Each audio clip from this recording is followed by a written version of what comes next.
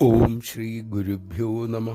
അമ്മയുടെ ഒരു മുൻകൂടി യാത്രയായി ധന്യമായ ജീവിതം, സദാ സദ്ഗുരുപാദത്തിൽ കഴിച്ചുകൂട്ടിയ ജീവിതം, അതിലുപരി ഒരു ജീവാത്മാവിന് എന്താണ് നേടാനുള്ളത്?